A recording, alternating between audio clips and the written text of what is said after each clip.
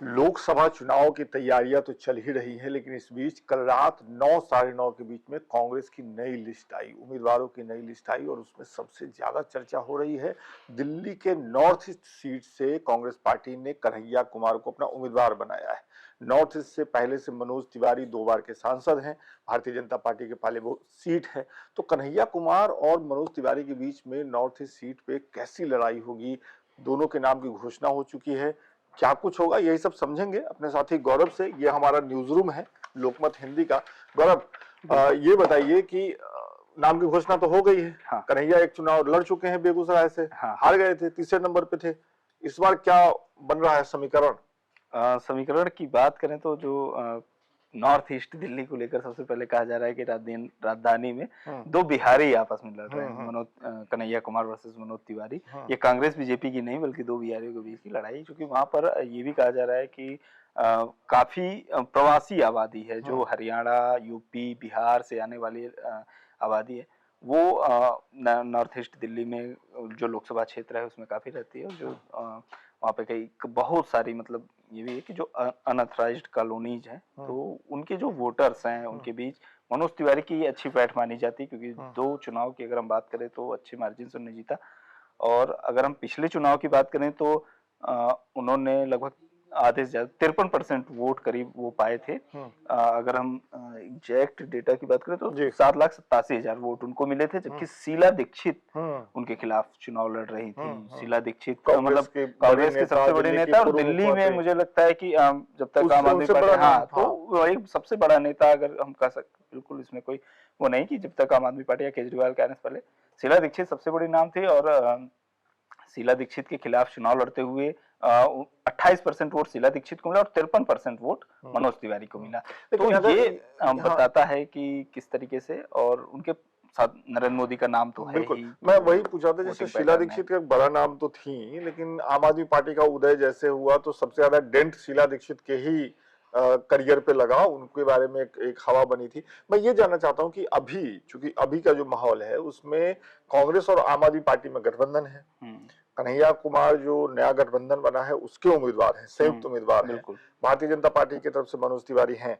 अभी मैं एक इनसाइड भी शेयर कर दूं, अभी कुछ दिन पहले मेरी मनोज तिवारी से बात हो रही थी इंटरव्यू के सिलसिले में, तो उन्होंने कहा कि अरे पहले नाम तो अनाउंस होने दीजिए, कौन सा उम्मीदवार आ रहा है, फिर इंटरव्यू करेंगे, मजा आएगा।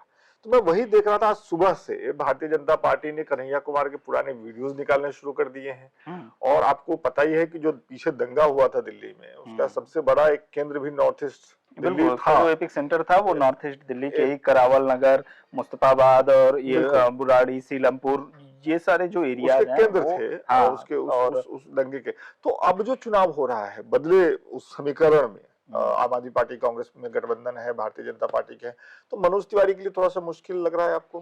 पहले जितनी आसान जीत या लड़ाई उतनी बिल्कुल इंटरेस्टिंग फाइट है। मुझे लगता है कि दिल्ली में एक जो अगर हम कहें कि बोरिंग सा चुनाव था, वो उसमें एक दिलचस्प हो गया है, क्योंकि अरविंद केजरीवाल है नहीं, जो आम आदमी पार्टी की टॉप लीडरशिप थी वो जेल में थी, और अभी अगर संजय सिंह भी मतलब जेल में थे तो बाकी लोग अभी जेल में हैं। हाँ, उतना जो पॉपुलर फेस है आम आदमी पार्टी का कोई बाहर नहीं था, चाहे मनीष सिसोदिया हो चाहे वो अरविंद केजरीवाल हो। तो संजय सिंह आए तो थोड़ा उनको राहत मिली। इसके अलावा दिल्ली में अगर हम 7 सीट की बात करें तो 4 पर आम आदमी पार्टी लड़ रही है, 3 पर कांग्रेस लड़ रही है। और मुझे ऐसा याद नहीं आता कि कब कांग्रेस दिल्ली की 7 सीटों पर चुनाव न लड़ी हो। ये अपने आप में थोड़ा सा तो दिल्ली में कांग्रेस के पास लीडरशिप भी मतलब थोड़ा उतना मजबूत नहीं, चाहे संदीप दीक्षित चुनाव लड़ नहीं रहे, अलका लांबा चुनाव लड़ नहीं रही, अमरिंदर सिंह लवली जो मतलब प्रदेश कांग्रेस के नेता अध्यक्ष है वो चुनाव लड़ नहीं रहे। तो इन सब के बीच मतलब एक जेपी अग्रवाल लड़ रहे हैं चुनाव चांदनी चौक से, और एक उदित राज को इन्होंने टिकट दिया जो बीजेपी से आए और अभी कांग्रेस के नेता है। तो इन सब मतलब तीनों सीटों में से कन्हैया कुमार केवल एक ऐसे नेता हैं जो मतलब पूरी लीडरशिप को या पूरे कांग्रेस को एक तरीके से वहां पर लड़ते हुए दिखाई दे रहे हैं कि हाँ ये आदमी है, या इस आदमी पर पूरे देश की निगाहें हैं कि नॉर्थ ईस्ट दिल्ली से क्या रिजल्ट होता है मनोज तिवारी को लड़ने के लिए। दूसरी बात आपने जो कही कि पिछली बार मतलब अब दोनों पार्टियां साथ में आ गई तो उसका क्या असर होगा। हम अगर पिछले चुनाव की ही बात करें तो आम आदमी पार्टी से तब लड़े थे नॉर्थ ईस्ट दिल्ली से दिलीप पांडे, दिलीप पांडे लड़े थे कांग्रेस से शीला दीक्षित और बीजेपी से मनोज तिवारी। 13% वोट मिले थे दिलीप पांडे को और 28% वोट मिले शीला दीक्षित को। तो अगर हम इसको मिला देते तो 41% 42% के आसपास हो जाता है और 53% वोट मिले थे इनको मनोज तिवारी को। तो हम ये देखते हैं कि फाइट तो अगर दोनों इकट्ठे आते हैं नजदीक हाँ, हो गई बिल्कुल है, होगा। दिलचस्प हो गई है। और जो दंगों के बाद माहौल बदला है तो उसका भी असर देखने को मिल सकता है। किसको फायदा होता है, किसको नुकसान होता है, ये तो रिजल्ट में पता चलेगा। हम लोग संभावनाओं पे बात कर रहे हैं और कैसी लड़ाई होगी। लेकिन मेरा सवाल भी है और ये एक तरीके से मैं इसको समझना भी चाहता हूँ। कन्हैया कुमार बेगूसराय में चुनाव लड़े थे, बड़ा कैंपेन हुआ था उस समय भी, जैसे आप कह रहे हैं कि यही चर्चा शुरू हो गई थी कि बेगूसराय की वजह से चुनाव दिलचस्प हो गया है, मीडिया के तमाम कैमरे बेगूसराय पे जाकर टिक जाते थे। एक बार ऐसा ही होने की उम्मीद है। लेकिन बेगूसराय कन्हैया कुमार का गृह लोकसभा सीट था, जिला भी था उनका, वहां जब वो चुनाव हार गए तो आपको क्या लगता है जर्नलिस्ट की जब वो दिल्ली में चुनाव लड़ेंगे अभी क्या स्थिति होगी? हालांकि उस समय वो लेफ्ट पार्टी थी उनकी, अभी कांग्रेस है, दोनों के संगठन में थोड़ा सा अंतर है, लेकिन कितना कन्हैया कुमार के लिए कैसी फाइट आप देख रहे हैं दिल्ली में? मुझे लगता है दिलचस्प होगा क्योंकि तब जैसा कि आपने बताया कि कन्हैया लेफ्ट में थे और वो उनके साथ जो एक चीज नथी थी वो ये केवल कि वो जेएनयू के छात्र संघ अध्यक्ष रहे और उन पर जो आरोप लगे तमाम वो सारे थे। लेकिन 2019 से 2024 के बीच अगर हम देखें तो बहुत सारी चीजें बदली हुई। कन्हैया कुमार लेफ्ट से कांग्रेस में आ गए, कांग्रेस के लिए कई सारे कैंपेन किए उन्होंने, उनकी स्पीचेस इतनी वायरल होने लगी हैं कांग्रेस के लिए, जिस तरीके से वो अटैक करते हैं और न्याय यात्रा, उससे पहले भारत जोड़ो यात्रा जो चली उसको उन्होंने जिस तरीके से मैनेज किया। तो कांग्रेस की लीडर अभी वो एनएसयूआई के इंचार्ज हैं और हाँ तो इसमें कांग्रेस के संगठन का काम और मैनेजमेंट का काम पर्दे के पीछे रहते हुए सारी चीजें देख रहे हैं। तो संगठन के लोगों से में तो उनकी पकड़ है ही, इसके अलावा कांग्रेस के जो समर्थक है, वोटर है, उनके अंदर भी कन्हैया कुमार को लेकर एक विश्वास आया है कि एक नेता है, एक युवा लड़का है जो मतलब बोलने से, अपने स्पीचेस से माहौल बदल सकता है। तो मुझे लगता है कि ये फायदा होगा कांग्रेस को। कन्हैया कुमार के लिए ये मुश्किल लग रही है। आप देखिए कि दिल्ली में बीजेपी के जितने सांसद थे सबके टिकट पार्टी ने काटे। मनोज तिवारी एक लौते सांसद थे जो अपने लिए टिकट बचा पाए, है ना? तो पार्टी का अपना गुणागणित भी होगा, पार्टी का अपना गुणागणित भी है। और ये चुनाव इस तरीके से भी आप देखिए कि जो बीजेपी का एक ऐसा उम्मीदवार है दिल्ली में, 7 में से 6 का टिकट कटे, एक ने ही अपना टिकट, मतलब ये जो लीडरशिप उसका खास आदमी है, आदमी है, चर्चित आदमी है। और इसके अलावा यही चीज कन्हैया कुमार पर भी लागू होती है कि वो भी कांग्रेस के जो लीडरशिप है राहुल प्रियंका उनके करीबी हैं। तो ये दोनों पार्टियों का जो मतलब कह सकते हैं कि जो राइट हैंड या एक तरीके से खास लोग हैं उनके बीच की लड़ाई है, स्टार वार भी मतलब कहा जा सकता है। नहीं, लेकिन मैं जो बात कह रहा था वो ये है कि करीबी होने के नाते मुझे लगता है कि भारतीय जनता पार्टी ने वोटों के मिलने न मिलने का गुणागणित भी किया होगा मनोज तिवारी के टिकट को रोकते हुए, मतलब उनको टिकट देते हुए, दोबारा टिकट देते हुए। तो इस लिहाज से कन्हैया कुमार के लिए भी मुझे लगता है चुनौतीपूर्ण इलेक्शन होगा ये, है ना? और मुश्किल भी होगा थोड़ा सा, क्योंकि वो अपने जो बेगूसराय की सीट है वहां पे नहीं जीत पाए थे, अब वो दिल्ली में लड़ रहे हैं। मैं आपसे ये पूछना चाहता हूँ एज ए यंग वो एक जर्नलिस्ट कि कन्हैया कुमार जो कि संसद के बाहर हैं अभी और वो लगातार अटैक करते हैं सरकार पे, भारतीय जनता पार्टी पर, जैसा आप कह रहे हैं उनके भाषण वायरल होते हैं। मनोज तिवारी गायक रहे हैं, भोजपुरी फिल्म इंडस्ट्री में रहे हैं, उनके पुराने गाने भी अब निकल करके चलने लगेंगे। वो उनके साथ एक नत्थी है जो पुराने समय में उन्होंने गाने गाए, वो चलने लगेंगे। अभी उसमें सबसे फेमस जो है रिंकिया के पापा चले गए, मुझे लग रहा है रिंकिया के पापा, और उसके अलावा रिंकिया पापा के अलावा मतलब बहुत सारे ऐसे गाने जो जिन पर कांग्रेस के लोग या बहुत मतलब जो एक्टिविस्ट भी हैं, हाँ, तो वो सोशल मीडिया पर लिखते भी रहते हैं और उनको टारगेट भी करते रहते हैं कि महिलाओं को लेकर या जिस तरीके से आप लोग गाना बनाते हैं, भोजपुरी के जो कल्चर उसको बदनाम करने के आरोप उन पर लगते रहे। जो भी एक्टर्स है, चाहे वो रवि किशन, पवन सिंह का भी आपने देखा टिकट गया, तो निर्दलीय लड़ रहे हैं। हाँ, तो ये एक चीज है। तो एक चीज जो आपने कही कि अपना गृह क्षेत्र छोड़कर आ रहे हैं यहाँ दिल्ली चुनाव लड़ने, तो एक और भोजपुरी के स्टार थे, मतलब है अभी रवि किशन। रवि किशन जौनपुर के रहने वाले हैं, गोरखपुर से सांसद हैं, ठीक है, और वो कांग्रेस के टिकट पर लड़े थे जौनपुर से चुनाव, नहीं जीते थे अपने घर से, गोरखपुर से जाके फिर पार्टी बदली, सीट बदली, जाके जीते। मनोज तिवारी भी पहले सपा से विधायक का चुनाव लड़ चुके हैं अमर सिंह के समय में, बहुत ज्यादा सफलता नहीं मिली, फिर जो है पार्टी बदल के आए और अब दिल्ली से चुनाव।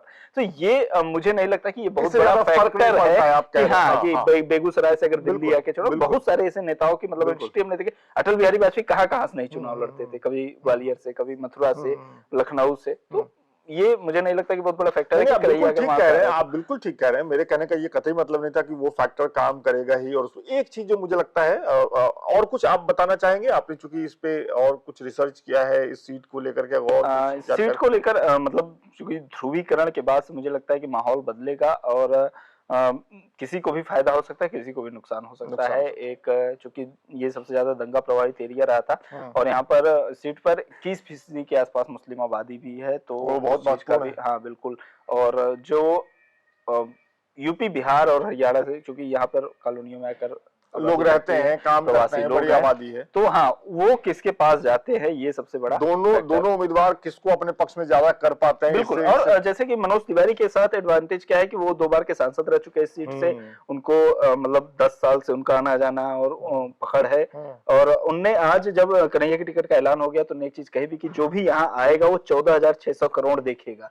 अच्छा। तो उनने अपने काम गिनाए कि मैं यहाँ पर मेट्रो लेके आया, एलिवेटेड रोड बनवाया और पार्क और बहुत सारी चीजें, मतलब वो गिना रहे थे जब आपने मनोज तिवारी, और इसके साथ ही उनने ये भी कहा कि जो भी आया है 40 दिन के टूर पर आया है, तो 40 दिन का टूर होगा, उसके बाद चले जाएंगे। और एक चीज उनने ये भी कही कि क्या कांग्रेस में कोई ऐसा व्यक्ति नहीं मिला यहाँ नॉर्थ ईस्ट दिल्ली से उतारने के लिए जो देश का सम्मान करता हो, संस्कृति का सम्मान करता हो और सेना का सम्मान करता। और ये आरोप है, हाँ ये आरोप है। और उन्होंने कहा का कि किसी न किसी को तो आना ही था। यही बात कन्हैया कुमार ने भी कही कि भाई चुनाव लड़ेंगे तो कोई न कोई तो सामने होगा। मैं आपसे यही व्यक्ति नहीं, विचार मत। ये मैं आपसे वही पूछा था कि जब कल रात में कन्हैया कुमार की टिकट की घोषणा हुई, सुबह 9, साढ़े 9, 10 बजे तक कन्हैया कुमार की तरफ से कोई प्रतिक्रिया नहीं आई थी। उनके ट्विटर हैंडल पे वो बहुत सक्रिय रहते हैं सोशल मीडिया पे, कहीं कोई प्रतिक्रिया नहीं थी। फिर एक समाचार एजेंसी पे उनकी बाइट आई। उनका बॉडी लैंग्वेज कैसा था, अगर आपने सुना उनको बोलते हुए, उनकी वो जो बोल रहे थे और उनका जो शारीरिक हाव भाव था, दोनों में क्या तालमेल था, जो जर्नलिस्ट कुछ नोटिस किया आपने? मुझे लगता है कि जैसे खड़गे जी का प्रोग्राम था वहां पे नागपुर में, तो मुझे वो बाइट भी नागपुर से ही आई थी, क्योंकि कल बाबा साहब का वहां पर प्रोग्राम, मतलब उनके याद में, स्मृति में प्रोग्राम था नागपुर में, तो खड़गे वहां पे थे और मतलब कांग्रेस की लीडरशिप, तो वहां पर वहीं से उनकी बाइट भी आई आज सुबह आई।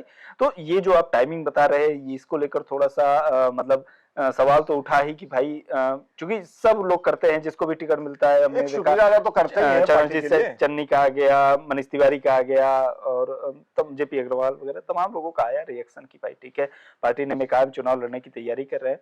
कन्हैया कुमार का ना आना, मतलब चूंकि वो पहले भी ये अनिच्छा जता चुके थे कि मैं बेगूसराय से चुनाव नहीं लड़ूंगा, या तो ये माना जा रहा था कि लोकसभा भी नहीं लड़ सकते। लेकिन फिर एक सोशल मीडिया पर चलने लगा कि Manoj Tiwari versus Kanhaiya Kumar, Manoj Tiwari versus Kanhaiya Kumar, north east Delhi. तो ये भी हो सकता है कि प्रेशर में उनको वहां से उतारा गया। जो जानकारी मेरे पास थी कि कन्हैया जो है बिहार की कोई और सीट चाह रहे थे, बेगूसराय नहीं चाह रहे थे, किशनगंज तरह की कोई सीट की डिमांड उनकी तरफ से थी, ऐसी जानकारी है सूत्रों के हवाले से। पुख्ता मैं नहीं कर रहा हूँ, कन्हैया से मेरी बात नहीं हुई है, लेकिन फिर उनके हिस्से ये सीट मिली है। आज सुबह मेरी बात हो रही थी अपने साथी आदेश रावल, जो कि कांग्रेस को बहुत अच्छे से कवर करते हैं। जब मैं ये प्रतिक्रिया न आने वाली बात मैंने उनसे पूछा तो उन्होंने कहा कि नहीं, उसकी सहमति से ये सीट उसको मिला है, तो इसमें कोई बिटवीन द लाइन पढ़ने की जरूरत नहीं है, बिल्कुल है ना। तो ये कुल मिलाकर के स्थिति है। बहुत बहुत शुक्रिया गौरव इस जानकारी के लिए, है ना। तो ये जानकारी है गुरु, दिल्ली में ये जो सीट है, जहां जैसा गौरव ने कहा कि 2 बिहारियों के बीच में लड़ाई है, मनोज तिवारी वर्सेज कन्हैया कुमार के बीच में लड़ाई है।